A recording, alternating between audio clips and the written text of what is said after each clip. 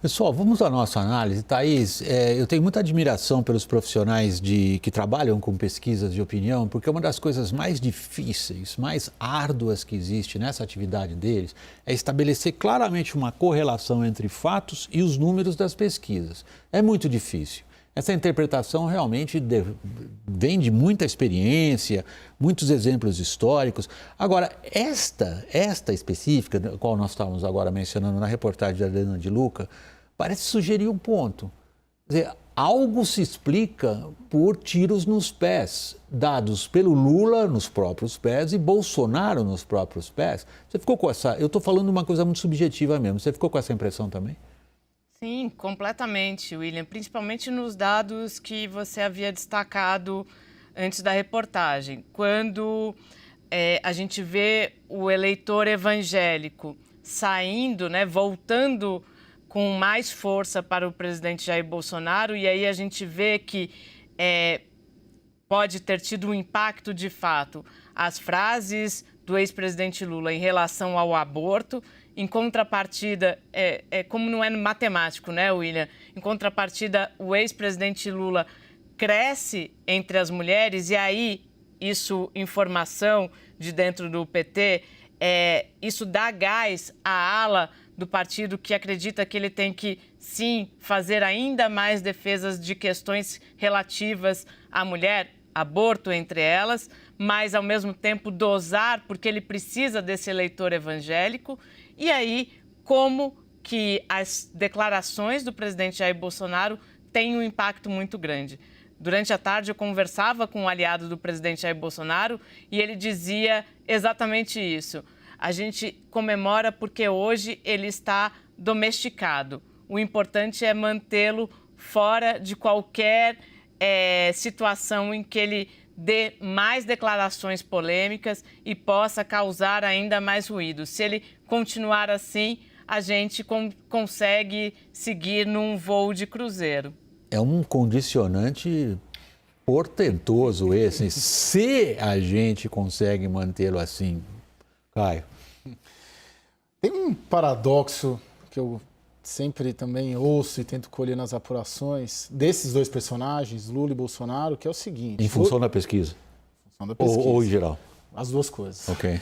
Porque os dois, eles têm um voto muito consolidado, que é estimulado pela, vamos dizer assim, autenticidade dos dois e crenças pessoais dos dois. Por exemplo, o aborto do Lula, barra esquerda. Por exemplo, o confronto com o Supremo do Bolsonaro, barra direita. Então, para alimentar, para garantir esse voto consolidado, fechado, que garante que os dois sejam conduzidos ao segundo turno, mas ao mesmo tempo, e aí é o paradoxo, para ganhar a eleição, eles precisam conquistar o centro.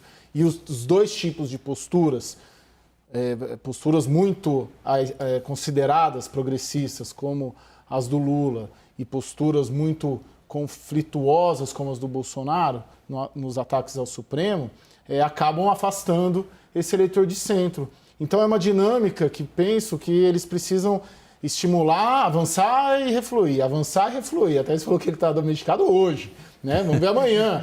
Então, fica uma dinâmica eleitoral que você tem que abastecer. Mas para ganhar, você precisa consolidar esse núcleo duro, vai para o segundo turno, mas o segundo turno é o eleitor de centro que vai decidir. Tem um outro ponto aí que a pesquisa indica, e de novo, é difícil a gente estabelecer, por isso eu realmente estou aqui expressando minha admiração pelos profissionais dessa área. Não é fácil não dá para fazer essas ligações diretas.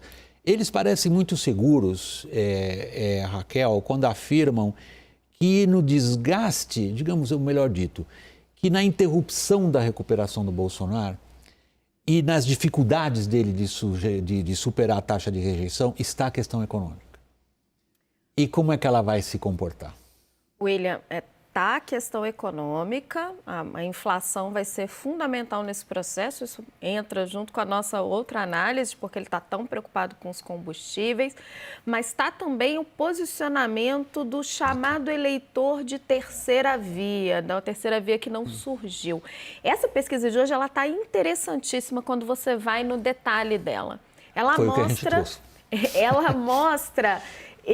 as posições se cristalizando. né? Bolsonaro com as mulheres, Lula com as mulheres, Bolsonaro com os homens, Bolsonaro ganhando os evangélicos, Lula ganhando os jovens e inclusive regionalmente, o Nordeste vermelho contrapondo o Sul e o Centro-Oeste e a briga aqui no Sudeste, Minas pendendo para Lula, o Rio de Janeiro com Bolsonaro e amanhã a Quest vai trazer a pesquisa de São Paulo. Eu conversava mais cedo com o Felipe Nunes, o autor da pesquisa que foi ouvido na reportagem, ele acha, a aposta dele, que São Paulo vai ser o divisor de águas dessa eleição, vai ser onde a eleição vai ser definida. Lula tem uma vantagem... Não mais Minas Gerais, como foi nas duas últimas. Exatamente, porque Minas Gerais está muito forte com o Lula. As imagens hoje são inequívocas. Mas ele acha que o eleitor paulista, ele estava tentando achar uma terceira via. Moro saiu da jogada, Dória saiu da jogada.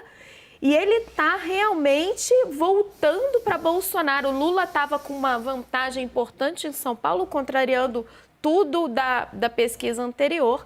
E agora isso vai confluindo, vai ficando uma briga cabeça a cabeça. Vamos lá, para encerrar aí uma palavra, essa roda de análise que eu vou colocar ainda uma questão sobre a Ucrânia rápida do tempo que nos resta. Thaís, São Paulo decide, Thaís? Eu sei que é difícil cravar, mas a tua impressão, é impressão mesmo, é impressionismo. De vez em quando vale, ninguém sabe o futuro. São Paulo é o maior colégio eleitoral do país, William. Não tem como não decidir uma eleição dessa. É determinante. Caio. Se nacionalizar a eleição paulista, ela será decisiva. E tem um governo do estado que vai tentar fazer de tudo para que ela não seja nacionalizada.